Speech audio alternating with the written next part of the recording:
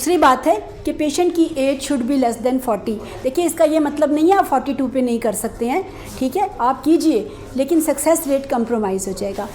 इसके अलावा patient should have the capability to undergo ovulation either natural or with the drugs. अगर आपकी एक पेशेंट की को प्रीमेच्योर मीनोपॉज हो चुका है, फिर तो नहीं ना हो सकती, ठीक है, तो फ्लोपियन ट्यूब, ओव्यूलेशन, एज, और ये अभी आप पूछ रहे थे कि प्री वॉश और पोस्ट वॉश, तो माइल्ड और ये मिनिमम मतलब मैक्सिमम ओट है कि यहाँ तक आप IUI कर सकते हैं। Pre wash more than 10 million with motility 25। If it is less than 10 million, इसका ये मतलब नहीं आप नहीं कर सकते, आप 9 पे भी कर सकते हैं, 8 पे भी कर सकते हैं, 5 पे भी कर सकते हैं, 3 पे भी कर सकते हैं, 2 पे भी कर सकते हैं, इवन 1 पर भी studies have been done, but your result will be compromised. हम पढ़ रहे हैं how to optimize our result, ठीक है। तो अगर मोर देन 10 मिलियन है तो इसका मतलब है या 10 मिलियन के अराउंड है प्री वॉश। तो जब आप पोस्ट वॉश करेंगे तो काउंट को क्या होगा, बढ़ेगी कि गिर जाएगी, कम हो जाएगी, because all bad sperms will go away, ठीक है। तो अब पोस्ट वॉश काउंट गिर के 10 मिलियन से 5 रह गई है, लेकिन मोटिलिटी 25 से बढ़ के 40। बिलीव मी, आप कभी प्री और पोस्ट वॉश स्लाइड्स देखें ना तो बिल्कुल ऐसा नज़र आता है जैसे ग्लासेस से पहले और ग्लासेस के बाद, यानी इतना क्लियर, वो इतना तेज़ी से मूव कर रहे होते हैं और आपको हर स्पर्म का हेड, नेक, बॉडी, टेल आप खुद विजुअलाइज कर सकते हैं और आपको समझ आ जाती है कि इनमें से कौन सा लीनियर जा रहा है, आगे जा रहा है, कौन घूमे जा रहा है, ऐसे ना गोल गोल घूमे जा रहा है, ठीक है, और कौन बस उधर ही ऐसे ऐसे दुम हिला रहा है आपको, यानी कौन सा रैपिड प्रोग्रेसिव है, कौन सा लीनियर है, कौन सा स्लो है, कौन सा बिल्कुल उधर इमोटाइल है। आपको किसी की ज़रूरत नहीं, आप 2-4 स्लाइड्स देखें, you will be able to identify कि कौन सा किस तरह मूव कर रहा है। जी नहीं, हमें उस काउंट कम है तो हमारे, मैंने बताया ना कि वो हमें अच्छी क्वालिटी के स्पर्म, हमें क्या चाहिए, concentrated but motile good quality. Bad quantity के अगर 10 भी हैं तो मैंने क्या करने हैं, मैंने बैड 10 निकाल दिए हैं, मैंने गुड क्वालिटी कॉन्सेंट्रेटेड, क्योंकि मैं ज़्यादा नहीं डाल सकती ना quantity. I will put small amount of the semen sample inside the uterine के। अगर मैं ज़्यादा डालूंगी तो फ्लोपियन ट्यूब से निकल के तो वो पेरिटोनियम में चला जाएगा, ठीक है। तो सबसे पहले हम अब क्या लिखेंगे, आज के बाद इंडिकेशन, फिर हम लिखेंगे कि क्या हमारे प्री रिक्विजिट्स पूरे हैं, ठीक है। अच्छा, अब आपने ये जो स्लाइड है ना कि हमने टेस्ट कौन कौन से कराने हैं, तो ये 4-5 जो है ना, इनमें से 2 तो आपने हर पेशेंट के कराने हैं। जैसे प्रेग्नेंट पेशेंट का ब्लड ग्रुप तो कराना ही कराना है, CBC कराना है, ये 2 टेस्ट तो कराने ही कराने हैं ना, इनके बगैर तो आपको। तो एक पेशेंट जो इनफर्टाइल है उसके 2 टेस्ट तो कराने ही हैं, एक प्रोलैक्टिन और एक TSH, ये आपने लाजमी कराने हैं, चाहे कोई भी पेशेंट है, प्रोलैक्टिन एंड TSH, ठीक है। अच्छा, अब प्रोलैक्टिन और TSH के अलावा आपको पेशेंट की एज पता होना चाहिए, रियल हकीकी ठीक एज पता होनी चाहिए। आपको थोड़ा इफ़िट करना है पेशेंट की एज को मालूम करने के लिए। और आपको पेशेंट का मेंस्ट्रुअल साइकिल नॉर्मल साइकिल है, लेट, ओलिगो या पोली, जल्दी जल्दी शॉर्ट साइकिल हो गया, लेट साइकिल है या नॉर्मल है, it does matter, age does matter. इन 2 के लिए आपको कोई टेस्ट नहीं रिक्वायर्ड है, आपको थोड़ा टाइम चाहिए, ठीक है। और एक आप TSH और प्रोलैक्टिन जो है वो आप कर लेंगे, ये तो बेस लाइन है, ठीक है।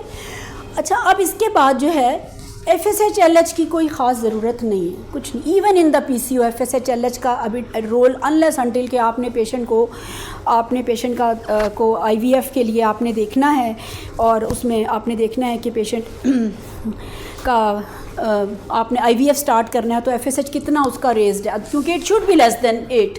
तो FSH LH का अदरवाइज़ इतना रोल नहीं है। पेशेंट की आपने कॉस्ट बचानी है तो आपने सिर्फ क्या करना है, TSH और प्रोलैक्टिन कराना है और पेशेंट का एज पूछ लेना है और मेंस्ट्रुअल साइकिल। अब ये जो 2 टेस्ट रह गए इनमें से कोई एक चूज़ कर लीजिए, या एंट्रल फॉलिकुलर काउंट कर लीजिए या सीरम AMH कर लीजिए, ठीक है। अब होपफुली अगर किसी को नहीं पता antral follicular, can you please raise your hand जिसको एंट्रल फॉलिकुलर काउंट नहीं पता, लेकिन दिस इज़ द टाइम, अगर किसी को नहीं पता जस्ट रेज योर हैंड, इधर ही हमने क्लियर कर लें। एंट्रल फॉलिकुलर काउंट आर छोटे से फॉलिकल्स होते हैं जिनका साइज़ 1 सेंटीमीटर से कम होता है, 2 mm, 3 mm, 4 mm, 5 mm, ठीक है। और ये सारे हम कब देखते हैं? ऑन डे 2 ऑफ मेंस्ट्रुएशन पे। हमारे यहाँ पे जिनोवा में, वरना लोग कहते हैं पीरियड्स में स्कैन एंट्रल फॉलिकुलर काउंट देखते ही पीरियड्स में, डे 2 पे देखना है। तो यहाँ पर हमारे पेशेंट्स के लिए प्रॉपर ट्राउज़र्स हैं जिनमें हमने स्पेस बनाई हुई है। पेशेंट आता है, पेशेंट को वो ट्राउज़र देते हैं, वॉशरूम से अपना पैड वगैरह साइड पे रख के आता है and then we do TVS। और TVS पे हम देखते हैं दोनों एग्स में इस महीने में how many eggs are ready to participate, ठीक है। जैसे अभी हमारे पास जितने पार्टिसिपेंट हैं ना, सपोज इस वक्त 1 2 3 4 5 6 7 10 11 12 13, तो हमें पता चल जाता है इस दफ़ा इस महीने में 13 फॉलिकल ने पार्टिसिपेट करना है। So antral follicular count let you know how many follicles are going to participate in this month, ठीक है। तो दूसरी बात है कि AMH level, anti Mullerian hormone, वो भी, और वो आपको क्या बताता है? Total reserve of egg. आपको पता है एक खातून अपने साथ एग रिज़र्व लाती है, वो बढ़ा या कम नहीं सकते हम, ठीक है। तो वैसे ये होता है कि चूँकि एंट्रल फॉलिकुलर काउंट डिपेंड करती है ऑब्ज़र्वर पर, आपकी अल्ट्रासाउंड मशीन की रेजोल्यूशन कैसी है, ठीक है, and it may vary from 1 month to another month. तो इसलिए antral follicular count is not an easy job. आप जहाँ काम कर रहे हैं वहाँ के आपको पता ही हमारे अल्ट्रासाउंड के क्या हालात हैं, ठीक है। या तो आप ख़ुद बहुत अच्छा सा TVS करना सीखें, बहुत अच्छी सी मशीन ख़ुद आप लें, अदरवाइज़ एक दफ़ा AMH लेवल कर दें तो आपको overall I prefer to do AMH, क्योंकि मुझे एक दफ़ा किया हुआ AMH पेशेंट के बारे में होल आइडिया दे देता है, और वो चूँकि लैब से होता है तो उसमें एरर के चांसेस भी कम होते हैं। लेकिन यू हैव द चॉइस, अगर आप इन दोनों में से कोई एक चीज़, और अगर आप दोनों करना चाहते हैं तो भी नो, ठीक है। तो टोटल कितने टेस्ट हो गए हमारे डॉक्टर किरण? टेस्ट कितने हो गए? कौन से? हाँ, एक TSH, सीरम प्रोलैक्टिन, AMH और एंट्रल फॉलिकुलर काउंट, बाकियों को भूल जाएं आप। और एज और साइकिल आपने पूछ लिया, ये अभी हमने स्टिमुलेशन डिसाइड करनी है ना। अच्छा, TSH should be less then 2.5, ठीक है। If it is more than 4 तो फिर आपको पेशेंट को ट्रीट करना है, क्योंकि she is a case of सब क्लिनिक। ओवर्ट को तो छोड़ दीजिए ना, अगर कोई हाइपोथायराइड है तो ट्रीट करना ही करना है। अगर किसी का T3 T4 नॉर्मल है but TSH is more than 4, you have to treat the patient with thyroxine. More than 4 is a no second thought. You have to treat the patient with thyroxine 25 to 50 microgram or 100 depending upon the TSH level of the patient. ठीक है? And if it is between 2.5 to 5, 2.5 to 4, then what to do? फिर आपको थोड़ा सा देखें, फिर इसके ऊपर थोड़ा सा कोई ऐसा नहीं है कि लाजमी शुरू करें। आप एक दफ़ा करा लीजिए TSH, 6 मंथ के बाद रिपीट करें। अगर TSH आपका बढ़ता जा रहा है, राइजिंग ट्रेंड पे है, तो then do treat the patient.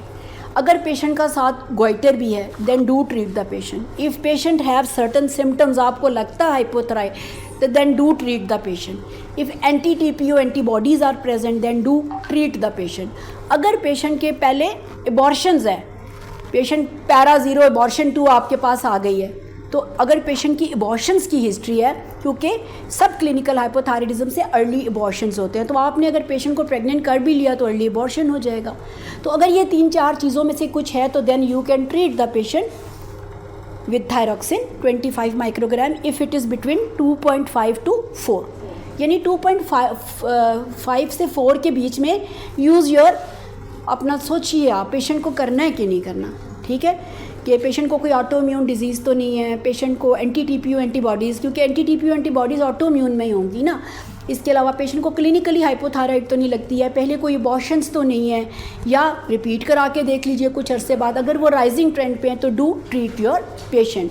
फिर आप IUI पे जाएं, पहले 1-2 महीने पेशेंट को आप थायरोनॉम दीजिए। अच्छा, अब इस स्लाइड से हम आगे चलें। इस स्लाइड से किसी को इसमें कन्फ्यूजन तो नहीं है?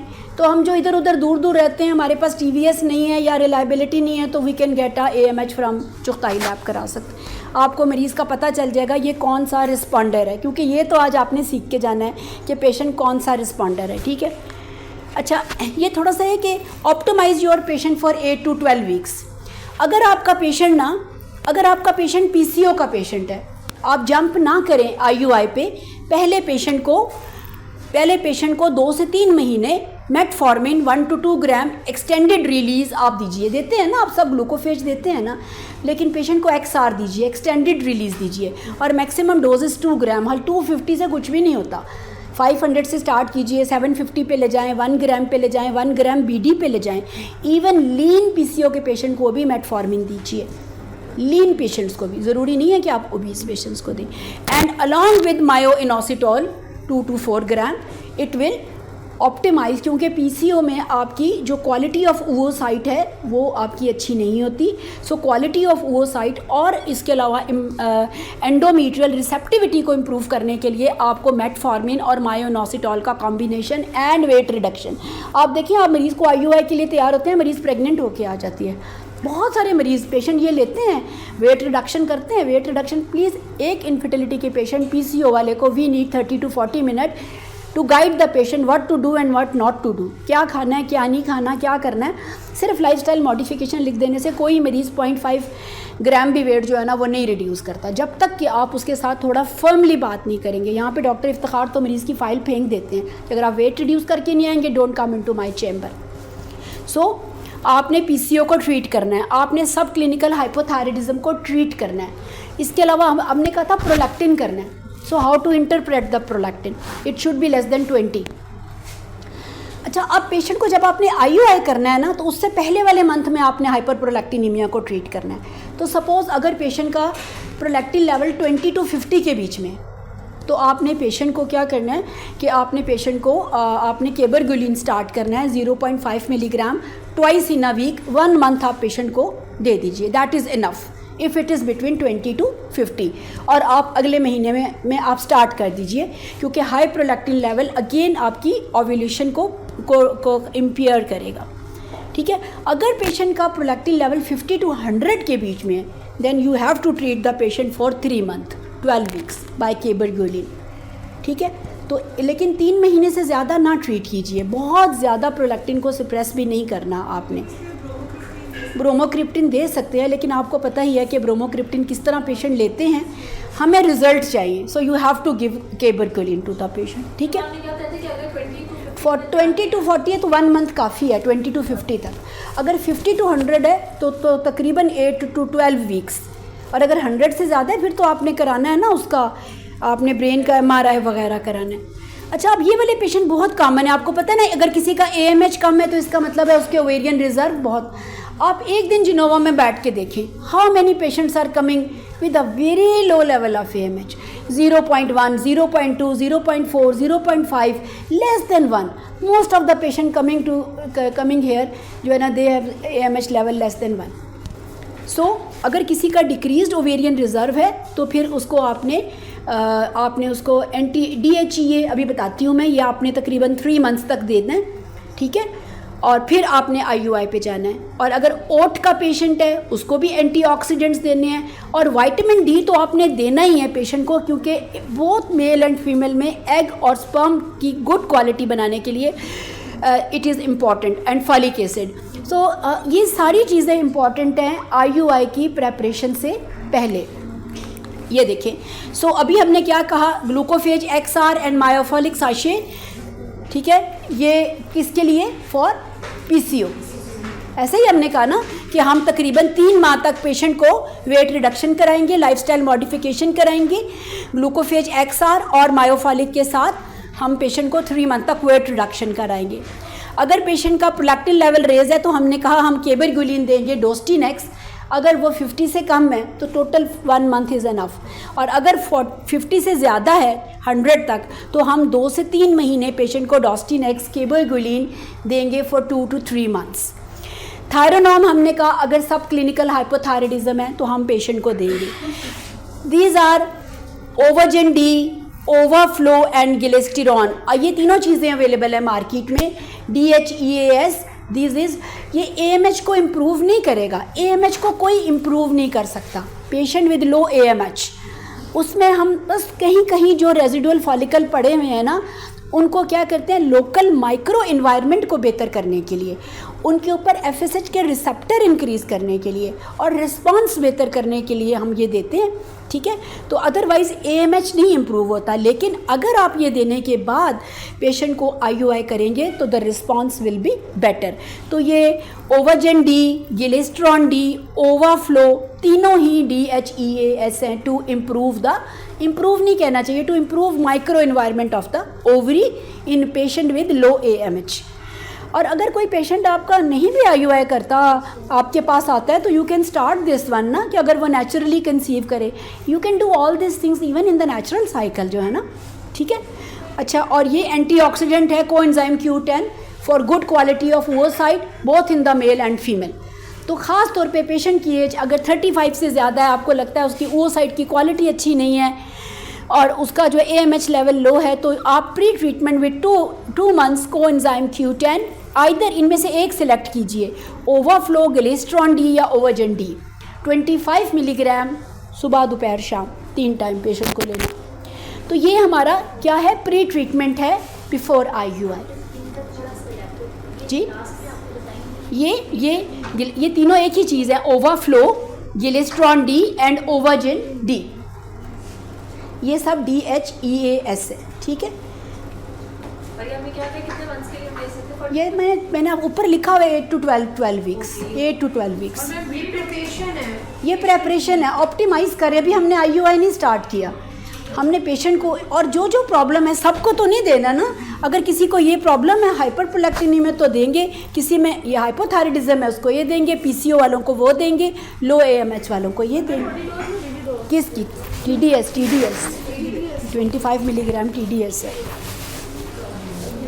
इस स्लाइड से आगे चलें, ये है हाउ टू ऑप्टिमाइज़ ना, ठीक है। अगर किसी को कोई स्लाइड चाहिए होगी ना, मैं वो साथ शेयर कर दूँगी आपके ग्रुप में, ठीक है। अच्छा ये ना इस स्लाइड को ज़रा कम्प्लेक्स है। विटामिन डी देखिए, फॉलिक एसिड रूटीन में आप कितना देते हैं? Folic acid 400। तो विटामिन डी की जो रूटीन डोज है ना, वो that is 2000 international unit. 2000 international unit अगर पेशेंट को आपने रूटीन डोज जो देनी है, जैसे फॉलिक एसिड 400, और ये आपने पेशेंट को जैसे फॉलिक एसिड लिखते हैं ऐसे विटामिन डी भी लिखें, क्योंकि ये पेशेंट की oocyte की क्वालिटी, एंडोमेट्रियम की receptivity, even for the male sperm, जिस तरह आप फॉलिक एसिड लिखते हैं, इनफर्टिलिटी में there is a role of vitamin D. अब ये उस पेशेंट के लिए हु इज़ नॉट डेफिशिएंट, जिसका विटामिन डी लेवल नॉर्मल है, तो आप चाहें तो विटामिन डी लेवल करा लें, ठीक है। अदरवाइज़ फिर ये है कि अगर विटामिन डी डेफिशिएंट है ना, तो फिर तो विटामिन डी डेफिशिएंसी आपको पहले वो हम आपको पता है ये 2 लाख इंटरनेशनल यूनिट वाले जो इंजेक्शन मिलते हैं वो आप मंथली दे दें या आप 50 वाले वीकली दे दें। पहले 2-3 महीने उसको विटामिन डी ठीक कर लें, उसके बाद रेगुलर डोज। ऐसा नहीं है कि डेफिशिएंसी दूर करने से आपको डेली वाली डोज नहीं चाहिए, डेली डोज आपको हर सूरत चाहिए, जैसे फॉलिक एसिड डेली चाहिए। लेकिन अगर विटामिन डी डेफिशिएंसी है तो फिर आप उसको अलग से ट्रीट कर लीजिए पेशेंट को। तो अगर आप विटामिन डी 25 हाइड्रोक्सी का लेवल कराना चाहते हैं तो यूजुअली आप देखिए हमारे यहाँ अक्सर सब ऑप्टिमल होता है। तो फिर ये होता है कि हमारे पेशेंट इतना अफोर्ड नहीं करते, तो हम 2-3-4 उसको इसी बहाने इंजेक्शन्स मिल जाते हैं जितने में टेस्ट होता है, उसके बाद हम 2000 इंटरनेशनल यूनिट या साथ ही डाल देते हैं। कई दफ़ा ना 2000 इंटरनेशनल यूनिट नहीं मिलते बाज़ार से, 5000 मिलते हैं, तो फिर आप उसको ऑल्टरनेटिव कर दीजिए। और अगर कई दफ़ा वो भी नहीं मिलता, 10 वाला मिलता है, तो वंस इन अ वीक कर दीजिए। लेकिन जो देना है ना वो रूटीन में देना है आपको, जैसे फॉलिक एसिड रूटीन में खानी है, इसी तरह विटामिन डी रूटीन में लेनी है for good quality of oocyte, ठीक है। ये क्लियर है? आगे चलें इसमें। अच्छा, अब आपका डे 2 का स्कैन आ गया, हमारा डे 2 आ गया, पेशेंट सिलेक्ट हो गया, डे 2 का स्कैन आ गया, ठीक है, जिसमें हमने एंट्रल फॉलिकुलर काउंट देखनी है। अगर पॉसिबल है तो ये करें, क्योंकि उस दिन आपने देखना है कि कोई सिस्ट नहीं होना चाहिए ओवरी के अंदर। 10 मिलीमीटर से सारे नीचे वाले क्या हैं? Enteral follicular. अगर 10 मिलीमीटर से कोई ऊपर है तो वो एंट्रल फॉलिकुलर नहीं है, तो there should be no cyst in the ovary before you आपकी स्टिमुलेशन। और एंडोमेट्रियल थिकनेस भी डे 2 पे कराएं, क्योंकि उस वक्त तक मेंस्ट्रुअल ब्लड अगर आप जल्दी कराएंगे तो वो थिक होगा। Let the patient to have a good flow for 24 hour, then do. अगर पेशेंट को रात 12 बजे मेंसेस आए हैं, सुबह 10 बजे ना कराएं, यानी 24 आवर फ्लो के बाद ही कराएं। So endometrial thickness should be less than 5। ये इतना इंपॉर्टेंट नहीं है, आपकी रूटीन प्रैक्टिस में अगर नहीं है तो इट इज़ ओके। आगे चलते हैं। अच्छा ये इंपॉर्टेंट है। अब मैंने आपसे ये कहा था कि फंडस ऑफ द यूट्रस से लेके सर्विक्स की लेंथ, अब ये देखना है यूट्रस एंटीवर्टेड है, एंटीफ्लेक्स्ड है, और फंक्शनल लेंथ कितनी है। जो एनाटॉमिकल लेंथ है वो फंडस से लेके एक्सटर्नल ऑस तक आती है। जो आपकी एक्चुअल जो आपकी वो एनाटॉमिक जो फंक्शनल है वो इनसाइड ऑफ द फंडस से 0.5 कम होती है उससे। तो जितना आपको दिया हुआ है सोनोलॉजिस्ट ने, आप उसमें से 0.5 माइनस कीजिए, वरना आप फंडस को टच कर रहे। मैं कह रही हूँ जो अल्ट्रासाउंड वाला आपको लेंथ ऑफ द यूट्रस देगा 7.5 देता है, वो आपको दे रहा है एनाटॉमिकल, वो फंडस से मेजर कर रहा है बाहर से। तो हाँ, तो मायोमीट्रियम की थिकनेस को निकालें आप, कम से कम 0.5 mm उसको निकाल दीजिए और अपना कैनुला उससे 0.5 कम करें ताकि आप फंडस को टच ना करें। और उससे कहें कि वो आपको बताएं कि एंटीवर्टेड है, एंटीफ्लेक्स्ड है और या रिट्रोवर्टेड है। पोजीशन और लेंथ यहाँ पे आप पहले से अपने लिए लिख छोड़ें। आपने IUI करना है कि आपके यूट्रस की लेंथ कितनी है और आपने कैनुला कितने पे रखना है। जिस दिन आप जाएंगी जल्दी में फिर आप भूल जाएंगी, तो ये सब चीज़ें लिखती जाएं साइड पे, ठीक है। अच्छा अब हमने करना है कि मैंने आपसे कहा था कि one size does not fit. ये देखेंगे बहुत सारे एनिमल्स हैं, ठीक है, हर एक का साइज़ अलग है। सो हमारे सब मरीज़ों का treatment will be different, stimulation will be different. ना हमने ओवर करना है, ना अंडर करना है, ना OHSS करना है, ना ये करना है कि साइकिल कैंसिल हो जाए। तो अच्छी सी हमने स्टिमुलेशन करनी है। अब सिर्फ एक ये स्लाइड है जो मैं समझती हूँ इम्पॉर्टेंट है और ये मैं आप सबको शेयर भी कर दूँगी। सबसे इम्पॉर्टेंट स्लाइड ये है कि आपने अपने पेपर में लिखना है कि आपका पेशेंट नॉर्मल रिस्पॉन्डर है, हाइपर रिस्पॉन्डर है कि पुअर है। जब तक ये नहीं होगा IUI नहीं शुरू हो सकता। देखिए सिंपल सी बात है कि जब आप दवाई देंगे मरीज़ कैसा रिस्पॉन्स देगा। अगर एक मरीज़ को मैंने दवाई दी है और जितना मैं एक्सपेक्ट करती हूँ अगर वो रिस्पॉन्स देगा तो इसका मतलब है वो नॉर्मल रिस्पॉन्डर है। अगर एक पेशेंट को मैं थोड़ी सी भी दवाई दे रही हूँ और बहुत ज़्यादा रिस्पॉन्स कर रहा है तो वो हाइपर रिस्पॉन्डर, कहते हैं आप हाइपर क्यों हो रहे हैं ना, हाइपर रिस्पॉन्डर। और हाइपो मीन पुअर का मतलब है जितना मर्जी देते जाओ उसको कोई फ़र्क ही नहीं पड़ेगा। So you have to select your patient कि your patient is normal, hyper या हाइपो, ठीक है। अब सिर्फ आपने ब्लू के ऊपर रहना है नॉर्मल रिस्पॉन्डर पे। अगर पेशेंट की एज लेस देन 37 है, मतलब पेशेंट यंग है ना रिलेटिवली, तो इसका मतलब है उसके पास ओवेरियन रिजर्व अच्छा होगा, ठीक होगा, तो वो नॉर्मल रिस्पॉन्डर होगी। अगर पेशेंट का AMH लेवल 1.2 से 4 के बीच में है तो this is a normal responder. ये नॉर्मल AMH, हालांकि 1.2 लोअर साइड पे है। 37 की एज थोड़ी ज़्यादा है, ठीक है ना। हम कहते हैं 35 के बाद फर्टिलिटी कम हो जाती है, लेकिन ये मैक्सिमम, मिनिमम और मैक्सिमम लिमिट्स हैं कि इसके बीच में अगर पेशेंट का AMH लेवल है तो भी वो नॉर्मल रिस्पॉन्डर है। और अगर आपने अल्ट्रासाउंड किया है तो उसमें ओवरी का टोटल वॉल्यूम अगर 6 सेंटीमीटर से कम, 3 से लेके 6 तक है, तो इसका मतलब है ये ओवरी भी नॉर्मल रिस्पॉन्डर है। और दोनों ओवरीज को मिला के एंट्रल फॉलिकल काउंट कीजिए, 1 2 3 4 5 6 7 8 9 10 11 12 13 14 15, दोनों ओवरीज में अगर 8 से 15 तक है ना तो इसका मतलब है ये नॉर्मल रिस्पॉन्डर है। अब देखिए हम जब करेंगे ना तो आपके पास शायद डे 2 का स्कैन नहीं होगा, तो हमारे पास सिर्फ क्या होगा, एज तो होगी ना कि नहीं होगी, और AMH लेवल तो होगा ना। तो क्या ये दो चीज़ें इनफ नहीं हैं आपको बताने के लिए कि आपका पेशेंट कौन सा रिस्पॉन्डर है। अगर आपके पास डे 2 नहीं भी है, अगर डे 2 है तो आप कर लीजिए एंट्रल फॉलिकल, लेकिन ये डिपेंड करते हैं अल्ट्रासाउंड की रेजोल्यूशन पे। अच्छी क्वालिटी की जो TVS मशीन है वो निकाल लेती है एंट्रल फॉलिकल। मुझे 5 लगते हैं, यहाँ पर डॉक्टर आयशा करती हैं, वो कहती हैं नहीं 10, 8 है, 9 है, क्योंकि मैं नहीं देख सकती बहुत छोटा फॉलिकल, 2 mm का, 3 mm का नहीं देख सकती। तो इसलिए मैं कह रही हूँ कि इवन ये दो चीज़ें भी हैं ना तो ये आपके पेशेंट को नॉर्मल। अच्छा, अब इस पेशेंट में what treatment protocol, stimulation protocol which will use, जो आप सब ऑलरेडी यूज़ कर रहे हैं, आप हर मरीज़ पे जो यूज़ कर रहे हैं ना, actually that is for only normal responder, not for hyper, not for hypo. अब देखिए ये वाला हाइपर है, हाइपर का मतलब है ये पेशेंट यंग है लेकिन इसका AMH लेवल देखिए बाद है 4 से ज़्यादा है, 5 6 7 8 9 10 तक हो तो बहुत विजिलेंट हो जाए, फिर तो आगे से तबाही किस्म का रिस्पॉन्स आएगा, ठीक है। जितना ज़्यादा AMH उतना ज़्यादा हाइपर रिस्पॉन्डर, ठीक है। और फॉलिकल भी तो देखिए कितने ज़्यादा, एक ओवरी में 15-20। How many follicle do you need, बताएं कितने चाहिए आपको IUI के लिए, कितने फॉलिकल चाहिए आपको? हमारी कोशिश होती है अगर मुझे रिजल्ट चाहिए ना, मुझे 2 से 3 फॉलिकल चाहिए। Do you need 4 follicle? Do you need 5 follicle? Do you need 6 follicle? No, हमें तो इसमें से सिर्फ कितने फॉलिकल चाहिए? हमें तो 2 या 3 फॉलिकल चाहिए। 4 भी होगा तो साइकिल कैंसिल हो जाएगा, ठीक है।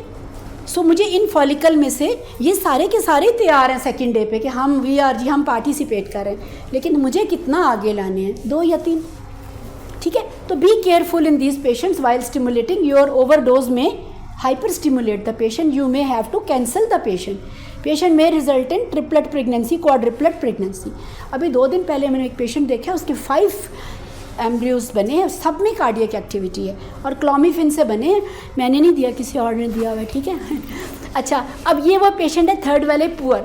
Believe me, most of the patient who comes to you ना, they are poor responder, they have gone their beyond their age, 38, 39, 40। मियाँ बाहर रहता था, 5 साल रहा है, उसने सारी जिम्मेदारियाँ पूरी की और अब जो आया है तो अब उम्र ही 38, 39 हो चुकी है और AMH लेवल लेस देन 1.2। और इसकी ओवरी में कितने फॉलिकल हैं?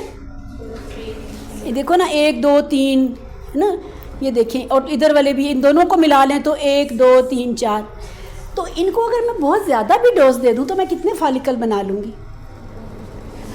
टोटल हैं ही पार्टिसिपेंट 5, तो मैं कितने बना लूँगी? इसीलिए तो वो हाइपर रिस्पॉन्डर है कि उनके पास है ही नहीं है फॉलिकल। आप चाहे उनको ओवर भी ट्रीट करके ज़्यादा डोज भी दे दें, आपको ज़्यादा रिस्पांस नहीं मिलेगा। सो दे आर पुअर रिस्पॉन्डर। तो फिर हम आज के बाद हम पहले चूज़ करेंगे हम IUI क्यों कर रहे हैं, फिर हम प्रीरिक्विजिट देखेंगे और हम अपने पेशेंट को क्लासिफाई करेंगे कि मेरा पेशेंट जो है कौन सा रिस्पॉन्डर है। और 2 चीज़ें, एज पे तो कुछ नहीं ना लगता, एक AMH लेवल, और अगर PCO वाला पेशेंट कौन सा पेशेंट है? ये PCO वाला पेशेंट है। PCO तो वैसे नज़र आएगा, है ना, PCO के क्लिनिकल आपको नज़र आ जाएंगे ना। सो आपने कैटेगराइज कर लिया पेशेंट्स को, ठीक है। ये वाला तो अगर नहीं रिस्पॉन्ड करेगा तो वो तो है ही पुअर है ना, उस बेचारे के पास, ये इसके पास होने के बावजूद ने ये नहीं करा, तो हम इसके लिए रेजिस्टेंट का वर्ड यूज़ करेंगे।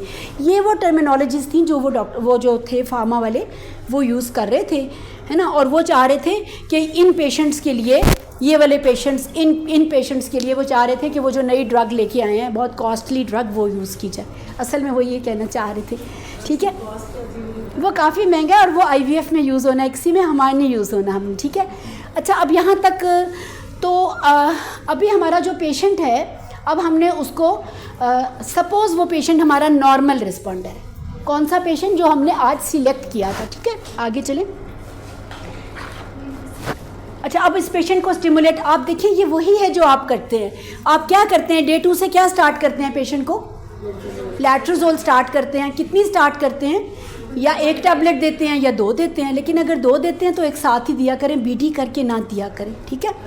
दूसरी बात है कि यू में यूज़ क्लोमिफिन साइट्रेट। क्लोमिफिन साइट्रेट तो ज़ाहिर है ड्रग जो लिखी हुई है किताबों में तो क्लोमिफिन साइट्रेट है। सो नॉर्मल रिस्पॉन्डर में यू कैन यूज़ क्लोमिफिन साइट्रेट, ठीक है।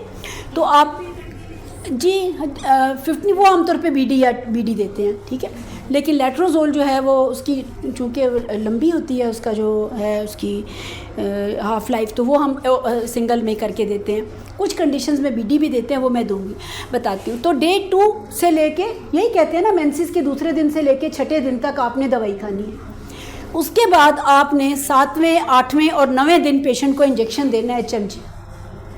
अगर आपने IUI सक्सेसफुल करना है, खाली लेट्रोजोल, खाली क्लोमिफिन से नहीं सक्सेसफुल होगा। Success rate will be half, 7 to 8%। So normal responder patient में 3 इंजेक्शन ऑफ HMG 150। अच्छा, ये जो HMG है ना, इसमें FSH भी है, LH भी है, यही तो वो बता रहे थे, है ना। लेकिन ये रिकॉम्बिनेंट नहीं है, जो वो लेके आए थे ना वो रिकॉम्बिनेंट है।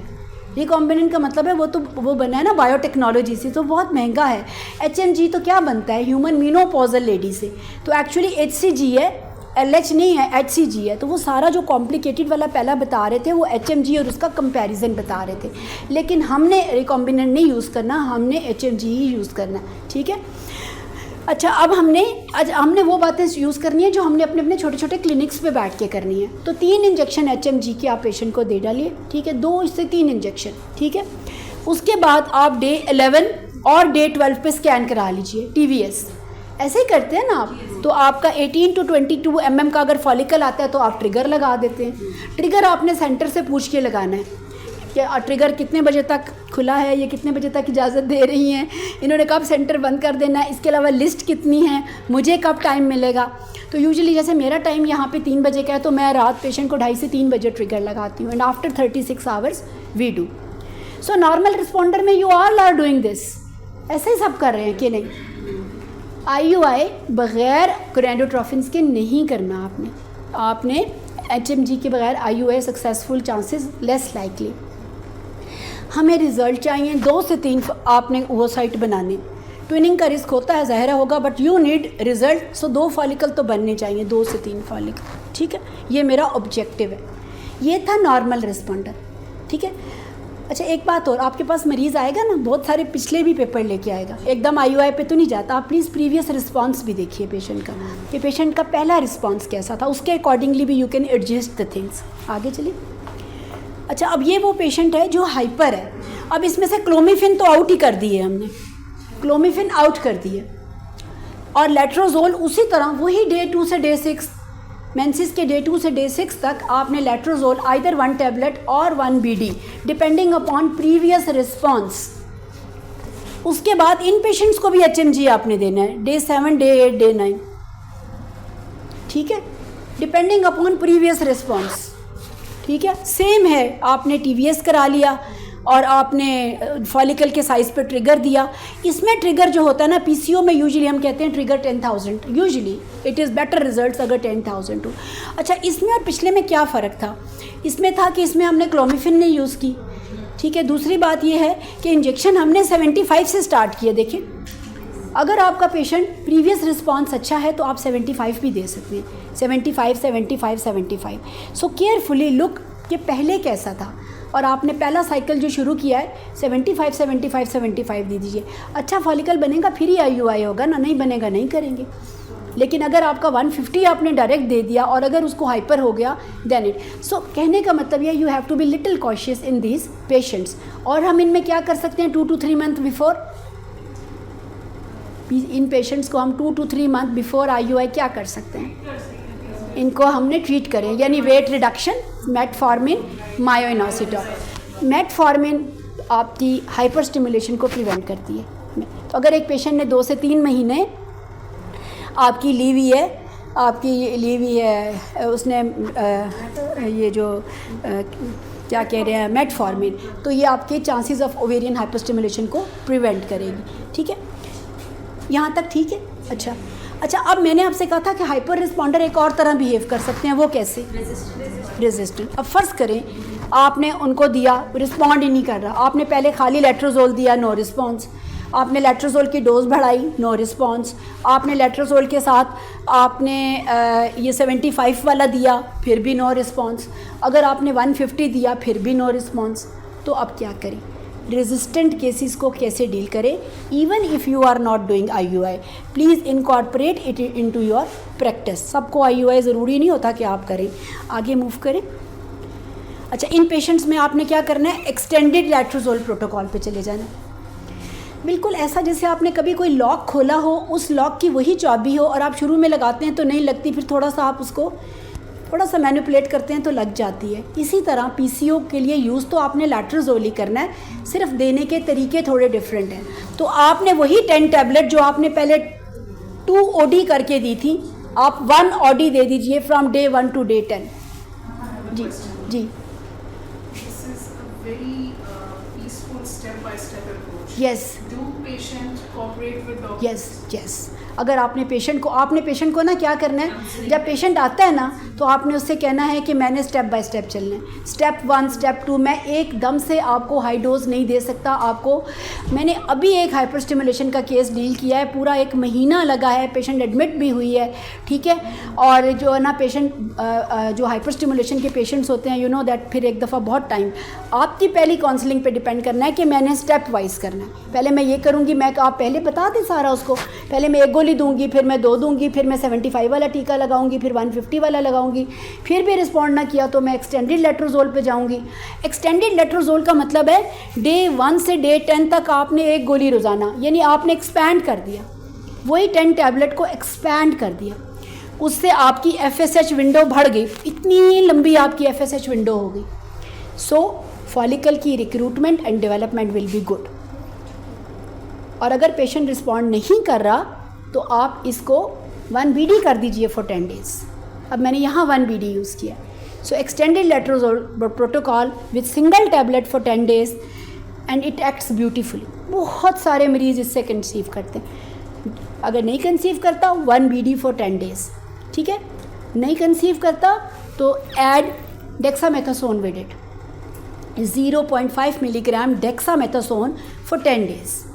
इवन इन योर नॉर्मल, अगर आप नहीं भी IUI कर रहे, स्टिमुलेशन की बात कर रही हूँ, रेजिस्टेंट PCOS की बात कर रही हूँ, dexamethasone what it will do, it will improve the pulsatility of FSH and LH from the hypothalamus.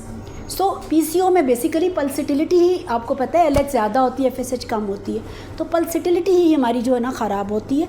So either single tablet from day 1 to day 10, next cycle नहीं रिस्पॉन्ड कर रहा तो 2 टैबलेट यानी 1 BD from day 1 to day 10, नहीं respond कर रहा either with the single tablet dexamethasone or with the मैं आमतौर पे ना, अगर मैं 1 भी दूँ तो मैं डेक्सामेथासोन ऐड कर देती हूँ, या मैं 2 भी दूँ तो मैं डेक्सा, मैं ऐसा नहीं करती कि एक साइकिल में मैंने 10 डेज दिया अगले में डेक्सा है। आमतौर पे फिर पेशेंट, जैसे आपकी बात है कि पेशेंट फिर इतना अफोर्ड भी नहीं कर सकते बार बार विजिट्स, तो इवन आप सिंगल साइकिल, पहले साइकिल के साथ ही डेक्सामेथासोन ऐड कर दीजिए आप, ठीक है। इसमें डेक्सा नहीं लिखा, लेकिन विद और विदाउट डेक्सामेथासोन लिखा हुआ है। प्लीज़ जाके इस पर स्टडीज़ निकाल के पढ़िए, विद डेक्सामेथासोन एक्सटेंडेड लेट्रोजोल के। अच्छा, इसके बाद फिर आपने क्या करना है कि आप फॉलिकल की ट्रैकिंग बड़ी लंबी होती है इसमें, तो मैं तो कई दफ़ा ट्रैकिंग भी नहीं करती, पेशेंट से कहती हूँ डे 1 से डे 10 तक आप खाएँ, डे 10 से डे 20 तक आप साथ रहें, ठीक है। और पेशेंट जो किसी तरह भी कंसीव नहीं करते वो इस तरह कंसीव करके आ जाते हैं। लेकिन अगर आपने IUI करना है तो फिर आपको ट्रैकिंग चाहिए, फिर आप इसकी ट्रैकिंग डे 14 से स्टार्ट कर लें, क्योंकि आखिरी 10वें दिन आपने दी है तो कम से कम उसके 3-4 डेज़ के बाद आप ट्रैकिंग शुरू करें। फॉलिकल आज कैसा है 48 आवर के बाद, अगर आप इसके साथ IUI करना चाहते हैं। नहीं करना चाहते तो पेशेंट को ऐसे ही दे दीजिए फिर आप इसमें, ठीक है। वो अभी हमें आ जाएगा, यहाँ तक बात ख़त्म। ये हमारी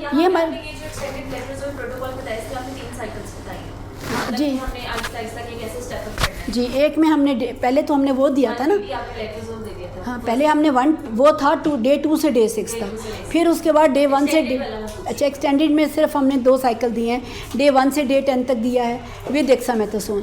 थर्ड में हमने 1 BD विद डेक्सामेथासोन दे दिया, ठीक है। And you can incorporate in your simple patients which are not for IUI। ये मैं सिर्फ स्टिमुलेशन प्रोटोकॉल्स आपको बता रही हूँ, ठीक है। लेकिन अगर PCO वाले का भी करना है तो आप उसको में भी, तो फिर अगर रेजिस्टेंट आ गया तो कैसे IUI करना है उन पेशेंट्स के लिए, फिर then this is the protocol, ठीक है। अच्छा, अब ये हमारा पेशेंट है, थर्ड वाला पेशेंट है, ये कौन सा पेशेंट है? पुअर की एज कितनी थी? AMH कितना था? और ओवरी में सेकेंड डे पे फॉलिकल कितने थे? तो इसके पास कुछ खास नहीं था ना। तो अब इस पेशेंट के पास हमारे पास जो है ना, अब हमारे पास इसमें 3 डिफरेंट ऑप्शंस हैं। इवन आप IUI नहीं भी कर रहे, आप स्टिमुलेशंस कर रहे हैं एट योर क्लिनिक, आपने स्टिमुलेशन ऐसे करनी है।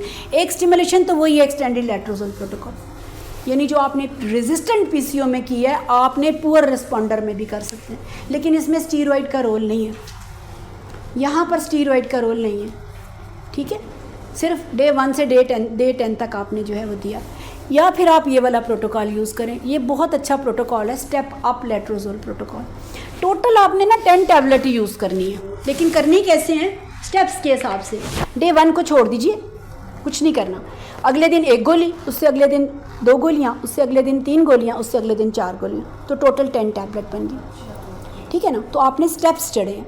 और अगर आपने इससे भी रिस्पॉन्ड नहीं किया तो फिर अगर आपने टैबलेट बढ़ानी है, 14 करनी है, तो फिर आपने 2 टैबलेट, 3 टैबलेट, ठीक है, एंड देन 4 टैबलेट। यानी आप इस तरीके से भी 2 और 2 4, 4 और 3 7, 7 और 3 10 एंड देन 4, 14 पे जा। यानी पहले 2 स्टेप्स पे 2 टैबलेट, अगले 2 स्टेप्स पे 3 टैबलेट एंड 4। तो स्टेप अप करके इससे भी आपकी, इन सब से हम FSH विंडो बढ़ा रहे हैं। FSH is required for the recruitment and initial growth of the follicle. तो वो आपकी फॉलिकल को रिक्रूट करने में हेल्प करेगा। इवन बहुत सारी जगहों पे step up protocol even for resistant PCO भी यूज़ हुआ हो। तो मैंने आपसे कहा ना लेट्रोजोल को ही थोड़ा सा आपने मैनिपुलेट करना है। आईवीएफ बस ये जो इनफर्टिलिटी है ना, थोड़ा सा टिप्स एंड ट्रिक्स हैं, ठीक है, ऐसे ऐसे डिपेंड करता है। अगली दफ़ा मरीज़ आप हर दफ़ा एक ही तरह देते जाएंगे तो पेशेंट को भी फिर होता है कि ये एक डॉक्टर ने भी उसी तरह दिया है, दूसरे ने भी दिया है, तो depending upon the responding of the patient आप अपना प्रोटोकॉल चेंज करें। अच्छा, अब अगर आपने इस पेशेंट का आईयूआई करना है ना, तो इसके बगैर आईयूआई आपका सक्सेसफुल यूजुअली नहीं होगा। ये वाला जो प्रोटोकॉल मैं अब आपको, अगर मैंने कौन से पेशेंट का करना है, पुअर का, उसकी ओवरी के पास, उसके पास टोटल कितने फॉलिकल हैं, 4-5, तो इनमें से मैंने 2 तो बनाने हैं ना, लेकिन इसमें बहुत ज़्यादा मेहनत करनी पड़ेगी आपको एंडोजेनस एफएसएच भी चाहिए, आपको एक्सोजेनस एफएसएच भी चाहिए। तो एंडोजेनस में क्या करूँगी, एंडोजेनस को बढ़ाने के लिए मैं उसको लेट्रोजोल दे दूँगी। तो मैं क्या करूँगी, उसको डे 1 और डे 2 से मैं उसको लेट्रोजोल स्टार्ट करती हूँ, ठीक है। मैं उसको जैसे 2 टैबलेट डेली अब मैं लेट्रोजोल क्या करती है बॉडी में जाके, ईस्ट्रोजन डेफिशिएंसी प्रोड्यूस करती है, तो ऊपर से पिट्यूटरी से क्या आता है, एफएसएच। सो डे 1 से मैं उसको डेली टैबलेट लेट्रोजोल लेती जाओ 7, 8, 9 डेज तक लेती जाओ। So it will produce endogenous FSH. और साथ ही मैं डेली एक इंजेक्शन लगाना शुरू कर दूंगी उसको, HMG का एक इंजेक्शन 150 वाला, यहाँ 75 काम नहीं करेगा। अब वो क्या करेगा, exogenous FSH with little bit LH। अभी क्या पढ़ा हमने, अगर देखें, this is your take it an opportunity, बजाय इसके कि कितना मुश्किल लेक्चर था। उन्होंने कहा है कि सिर्फ उस पे नहीं, नेचर से सीखें। परिंदे को देख के जहाज़ ने उड़ना शुरू किया, तो नेचर को देख के आप स्टिमुलेशन करें कि every follicle needs a little bit LH, ठीक है ना। तो आपने शुरू से आपने क्या कर दिया कि letrozole along with injection day 1 से स्टार्ट कर दो। तो आपको उसको डे 8, डे 9 तक तो जाना पड़ेगा, डे 8 तक जाएं, डे 8 पे उसका स्कैन कराएं। अगर आपको लगता है कि फॉलिकल थोड़ा छोटा है तो डे 9 का भी दे दीजिए एक इंजेक्शन, ठीक है। तो 8-9 इंजेक्शन लगेंगे इसको विद लेट्रोजोल, ठीक है। फिर आप डे 12 पे इसका स्कैन कराएं, इसकी एंडोमेट्रियल थिकनेस देखें, इसका फॉलिकल का साइज़ देखें, और फिर आपने इसको ट्रिगर करना है। यानी इसमें आपने एंडोजेनस एक्सोजेनस दोनों मिला के, ये जो फॉलिकल है ना, इनको अभी आगे रिक्रूट करने के लिए आपको दोनों फोर्सेस चाहिए। इन लोगों का वैसे बॉडी का अपना एफएसएच कैसा होता है, हाई होता है, लेकिन वो FSH is not helpful. So you have to give FSH from outside, and body में आपने इंड्यूस करना है। जो ऑलरेडी एफएसएच हाई है ना, वो उसको हेल्प नहीं करेगा, ठीक है। क्लोमिड का इतना रोल ही नहीं है इसमें, ठीक है। अच्छा जी, ये इसके बाद आपने सेम इसमें करना है। सो इसमें आपको बहुत ज़्यादा डोज, अब देखो ना, यही डोज अगर आपने दे दी हाइपर वाले को तो क्या होगा, क्यों तो ओवरीज फुटबॉल बन जाएंगी ना। सो इसलिए मैं कह रही हूँ कि रिस्पॉन्डर्स को जानना बहुत ज़रूरी है, ठीक है। अच्छा, आगे करें। अच्छा, अभी चूँकि आज हमारे पास टाइम कम है, वरना मैं आपको यहाँ पीछे जाएँ, ज़रा पीछे जाएँ। बहुत ही बेचारे जो, इसको भी आगे कर दें, ये बहुत कॉम्प्लिकेटेड है आगे। वैसे यहाँ 1 मिनट ज़रा पीछे जाएँ, उससे ज़रा पीछे जाएँ, इससे यहाँ पर एक वर्ड सिर्फ याद रखें, नहीं सॉरी, आगे जाएँ, यस, कि लो HCG प्रोटोकॉल आप खुद पढ़ें जाके, लो HCG प्रोटोकॉल, कि ये बिल्कुल वो मरीज़ जिनकी एज 40 से ज़्यादा है, फॉलिकल हैं ही नहीं, एंट्रल फॉलिकल, इक्का दुक्का फॉलिकल उनके पड़े हुए हैं, ठीक है, और उनका रिस्पांस इंतहाई पुअर है। This is the last option for us. जो पेशेंट IVF नहीं करा सकता, हम उसको ये सारा प्रोटोकॉल जो मैंने अभी बताया, कौन सा बताया, डे 1 से लेके डे 9 तक टैबलेट और injection HMG along with HCG daily. एक दफ़ा फॉलिकल 12 mm का हो जाए तो हम सिर्फ 200 थोड़ा सा HCG डेली लगाना शुरू कर देते हैं सब क्यू। एक HCG का इंजेक्शन कितने का आता है, 5000 का ना, तो 200 मैं उसको डाइल्यूट करके बना लूँगी इस तरह, ठीक है, कि मैं डेली सब क्यू उसको थोड़ा सा HCG लगा दूँ। तो HCG is act like a LH, तो वो उसके follicle, but once the follicle has achieved 12 mm, this is for that patient जो आपका IUI भी अफोर्ड नहीं कर सकती, जो आपका IVF भी नहीं कर सकती। Last hops for the option है कि उनमें 9 days letrozole along with injection along with low dose HCG once the follicle has, छठे दिन तक आमतौर पे 6 टीकों के बाद फॉलिकल आपका 12 mm तक पहुंच जाता है। 12 mm is the definition of dominancy ना। 12 से अगर नीचे है तो HCG लगाएंगे तो वो उधर ही रह जाएगा, स्टंटेड ग्रोथ रह जाएगी। ये वैसे ही नाम है, आपको एक कहीं जहन में कहीं रह जाए, वरना जाहिर है कि ये इतना यूज़ भी कोई नहीं करता, लेकिन इंडिया में बहुत यूज़ होता है, बहुत लोगों को यूज़ बहुत कॉमन प्रैक्टिस है। लो HCG प्रोटोकॉल, आप जाएं, आप लो HCG प्रोटोकॉल जाके पढ़ें, आप उसके ऊपर स्टडीज़ पढ़ें, आप ChatGPT पे जाएं या मुख्तलिफ उस पे जाएं कि लो HCG प्रोटोकॉल कहाँ कहाँ यूज़ होता है और कितना यूज़ होता है और क्या रिज़ल्ट्स हैं। माइट भी कोई पेशेंट किसी जगह पे जिसके पास कोई और चारा नहीं है वो रिस्पॉन्ड कर जाए, ठीक है। तो HCG भी डे 12 तक ही ये जानना है, जब तक डोमिनेंसी नहीं अचीव होती पेशेंट की ना। आपने शुरू किया ना उससे तकरीबन 5-6 इंजेक्शंस इसके आपको लगाने पड़ेंगे लो डोज के डेली। हाँ डे नहीं, डे हमें नहीं पता, जिस दिन डोमिनेंट डे 12 हो गया ना, 12 हो गया तो वो फिर थोड़ा सा आप ज़रा अर्ली स्कैन करा लेते हैं। तो आमतौर पे अगर आपने डे 2 से शुरू किया है ना तो यही तकरीबन डे 6-7 पे जाके वो होता है, तो आपको उसमें एक स्कैन एक्स्ट्रा कराना पड़ता है आपको उसमें जो है। चलिए बहरहाल ये आप पता नहीं कभी यूज़ करेंगे कि नहीं करेंगे, लेकिन just for food for thought मैंने एक ये दिया। आगे चलें, ये इसको छोड़ दें, ये वैसे बहुत अच्छी स्लाइड थी लेकिन मैंने स्किप कर दी। अच्छा, अब डे 12 पे आपने एंडोमेट्रियल थिकनेस देखनी है, ट्रायल MNR ये होनी चाहिए आपकी मिनिमम 8 mm तक, 6.5 से कम है तो थिन एंडोमेट्रियम है, and it is a whole एक अलग चैप्टर है, उसको बिल्कुल छोड़ दें। थिन एंडोमेट्रियम को कैसे ट्रीट करना है, 8 mm होनी चाहिए, और ये 2 से 3 फॉलिकल जो आपको TVS रूम में हमने दिखाया होने चाहिए, ठीक है। आगे चलें। अच्छा, ऐसा अच्छा फॉलिकल हो, इसकी वॉल्स थिन हो, अंदर कोई इंटरनल इकोजेनेसिटी ना हो, अगर डॉपलर है तो वेस्कुलरिटी हो, मीन फुटने वाला है बस, अब इसको लगा दीजिए, इंजेक्शन लगाएं, आगे करें, ठीक है। अब हमने HCG लगा दिया, ये आपकी नेचुरल सर्ज है और ये आपकी बाहर से सर्ज है। अच्छा, ये सर्ज बहुत ज़रूरी है, हमें जो oocyte चाहिए ना M2 चाहिए, ठीक है। अगर M1 होगा तो वो मेच्योर नहीं है oocyte, मैं oocyte की बात कर रही हूँ। एक M1 वो है जो meiosis 1 के बाद आता है, M2 वो है जो meiosis 2 के बाद आता है। So for the final maturation of the oocyte आपको LH सर्च चाहिए। एक और बात है, एग्जैक्ट टाइमिंग के लिए इतने घंटे बाद ओव्यूलेशन होगी, सो आपको इंसेमिनेट करना है। सो ट्रिगर के बगैर भी कोई IUI नहीं होता, तो ट्रिगर ठीक टाइम पे।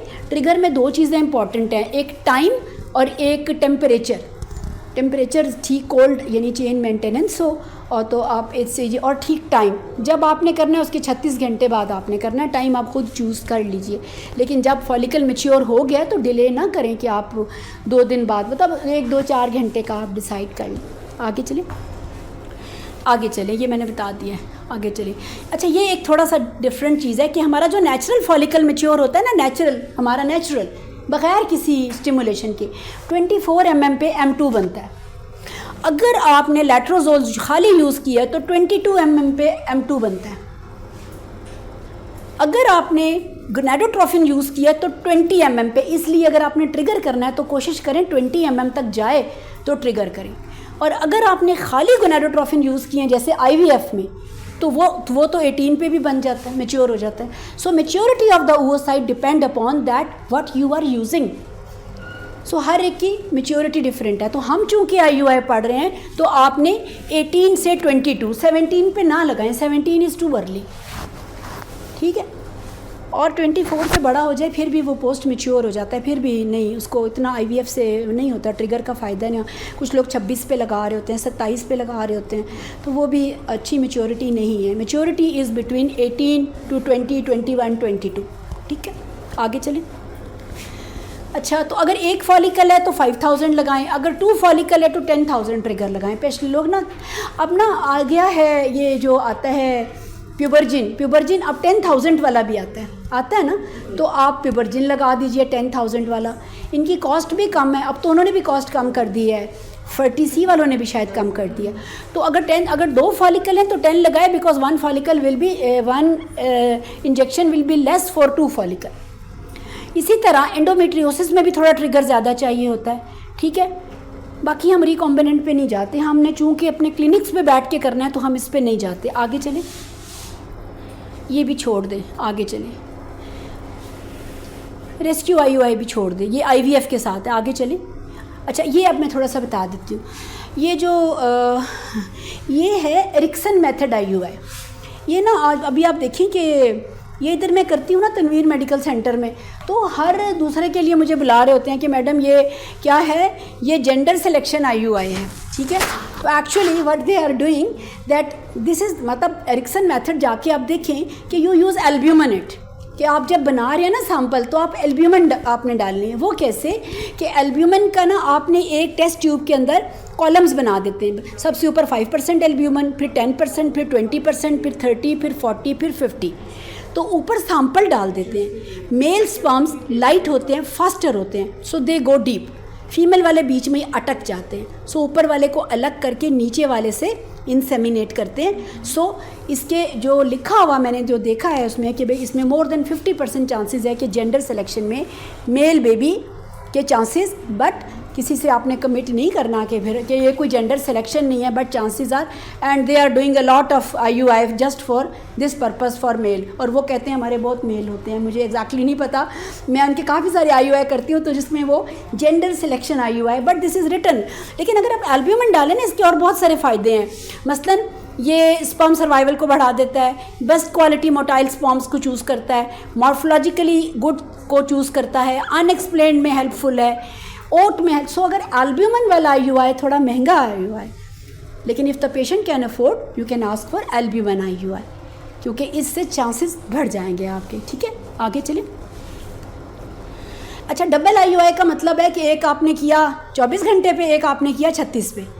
टीका लगाया ना, इंजेक्शन अगर आज लगा है सुबह 9 बजे तो कल 9 बजे कर दीजिए, और दूसरा 12 घंटे बाद कीजिए, बैक टू बैक मीन। तो ये होता है मेल, जिनमें मेल का प्रॉब्लम है, जिनके स्पर्मेटोजोआ कम है और कोई इंडिकेशन नहीं है, सिर्फ मेल ओट के लिए जब स्पर्मेटोजोआ कम है और फ्रेश स्पेसिमेन कल का रखा हुआ नहीं, एक दिन दिए अगले दिन फिर दें तो ओनली, वरना रूटीन में जो लोग 2 दफ़ा IUI करते हैं कहीं पे उसका कुछ नहीं लिखा हुआ, सिर्फ मेल इंडिकेशन में बैक टू बैक। हम यहाँ नहीं करते, सिंगल ही करते हैं, ठीक है। लेकिन कुछ लोग रूटीन में करते हैं और एक दिन का रखा हुआ, ऐसा नहीं है। नया करने तो अगले दिन स्पर्म आपने नए लेने हैं सैंपल, लेकिन सिर्फ मेल केस में ओट में ओलिगोएस्थेनोस्पर्मिया में आप IUI बैक टू बैक करें। आगे चलें। बहुत स्ट्रेसफुल डे होता है, पेशेंट आके कई दफ़ा सैंपल ही नहीं दे सकता।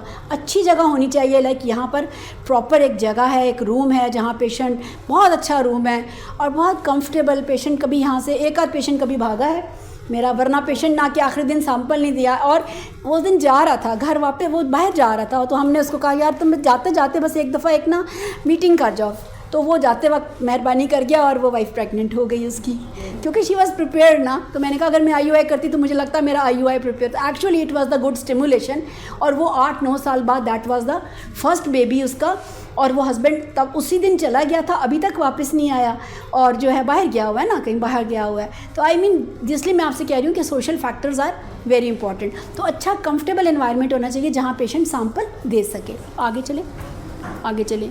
तो हमारा सैंपल एवरीथिंग इज़ वेरी यहाँ पे नीट एंड क्लीन एंड। आगे चलें। आगे लैब हमने आपको दिखाई, आपने देखा इसी तरह का हमारा सारा लेमिनार एयर फ्लो है। ये सारे मीडियाज़, इसको हिपीज़ मीडिया कहते हैं। ये हमारा सेंट्रीफ्यूज है, ये हमारा जो रेफ्रिजरेटर, वो जो इंक्यूबेटर है, सब बज़र वाले हैं। टेम्परेचर ख़राब होता है, बच जाते हैं। आगे चलें। ये चीज़ें यूज़ होती हैं, मैंने आपको बता दिया। ये जैसे आपको सैंपल वगैरह बता दिए। आगे चलें। ये सैंपल कलेक्शन, ये वो स्विम अप है जिसमें स्पर्म और मीडिया मिलाया, गुड क्वालिटी स्पर्म्स ऊपर चले जाएंगे, ये उन्होंने बता दिया था आपको। आगे चलें। ये डेंसिटी ग्रेडियंट है, ये देखिए नीचे 80% डाला, फिर 40 डाला, फिर स्पर्म डाला। अब इसमें गुड क्वालिटी नीचे आ गए, ये ऑपोजिट है, उसमें ऊपर चले गए थे, स्विम अप था, इसमें गुड क्वालिटी स्पर्म नीचे आ गए हैं, डेड सारे यहाँ पर रह गए हैं, यहाँ पर।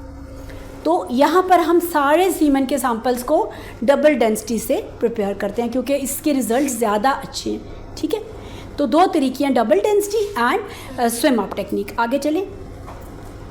ये हमारा रूम है, there should be a dedicated room, ये चीज़ें मैंने आपको बता दी अंदर। आगे चलें।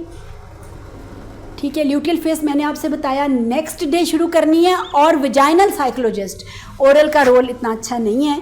ठीक है, रेक्टल का भी नहीं है। विजाइनल से बायो अवेलेबिलिटी ज़्यादा होती है, so use Cyclogest 400 milligram 1 OD और 200 BD vaginally, not rectal and no oral. Oral आप डिफेस्टॉन देना चाहे दे दें, लेकिन जो रोल विजाइनल का है वो किसी चीज़ का रोल नहीं है। आगे चलें, ठीक है, आगे चलें, अगले दिन स्टार्ट करना है। ये हमारे टोटल, ये हमारा फाइनल है कि हमने अपने IUI के रिज़ल्ट को कैसे मैक्सिमाइज़ करना है। So age should be less than 35, लेकिन 40 भी हमने कहा कि ठीक है। Indication should be good. Pre wash हमने बता दिया कि वो 10 मिलियन से ज़्यादा होना चाहिए। 2 आवर से कम का टाइम होना चाहिए सैम्पल कलेक्शन और IUI के बीच में। लैट्रोजोल के साथ गनाडोट्रोफिन ऐड कीजिए, ठीक है। और इसके अलावा आपकी 2 फॉलिकल मिनिमम हो, ठीक है। Size should be more than 18 और आपकी endometrial thickness should be triple layer. Head की 10 degree tilt for anteverted, slow and gradual withdrawal of the cannula जो हमने अंदर सीखा, एंड 20 मिनट IUI के बाद रेस्ट आपका आ जाता है। And then after 2 weeks beta HCG। आगे करें, लास्ट स्लाइड है मेरे ख्याल है। एंटीबायोटिक हम कोई इतने नीट इन्वायरमेंट में हो तो हम एंटीबायोटिक नहीं देते, वो लोग देते हैं, क्राफ्ट वाले कैरिसेफ देते हैं, हम लोग नहीं देते। आगे चलें। सक्सेस रेट अगर आपने सबके साथ किया है ना, अच्छा सा किया है तो 15% विद गोनाडोट्रोफिन, और 4 दफ़ा अगर किया है तो 40% सक्सेस रेट है। यहाँ पे है सक्सेस रेट इतना जो है। आगे चलें। फेलियर हो गया तो वी डोंट नो क्या हुआ है। माँ की एज ज़्यादा थी, लाइनिंग ठीक नहीं थी, स्पर्म में प्रॉब्लम था, एग में, क्योंकि IUI में हमें नहीं पता कहाँ पर प्रॉब्लम हुआ है। So then you have 4 cycle के बाद you have to refer the patient to a centre जहाँ पे आपके पेशेंट को टाइम पे IVF यहाँ पे ना उसमें करते हैं, थोड़ा इंस्टॉलमेंट्स में भी करते हैं पेशेंट का, और बहुत पेशेंट का 1-to-1 केयर है। और मेरा जितना 4-5 साल का यहाँ एक्सपीरियंस है, मुझे लगता है कि this is the really most honest centre among all the centre जहाँ पेशेंट को 1-to-1 केयर मिलता है यहाँ पर। तो आप अपने पेशेंट्स को सिलेक्ट कीजिए, यहाँ खुद लाएँ, IVF के पेशेंट्स रेफ़र करें, ICSI के पेशेंट रेफ़र करें, आप इवन बायोप्सिस के पेशेंट रेफ़र करें। बिलीव मी कि आपका मरीज़ आपका ही रहेगा, और आपके पेशेंट के साथ कुछ आपका मरीज़ आके कम से कम ये आपको नहीं कहेगा डॉक्टर साहब आपने मुझे कहाँ भेज दिया था। इवन फेलियर भी होगा ना तो आपका पेशेंट आपको कहेगा कि नहीं डॉक्टर साहब उन्होंने बहुत एफर्ट और कोशिश की है, आगे हमारा और आपका मुकद्दर है कि नहीं हो सका। तो मुझे लगता है कि जिनोवा is the most honest centre among, और भी होंगे लेकिन मुझे लगता है कि ये सेंटर 1-to-1 केयर के हिसाब से बहुत अच्छा सेंटर है।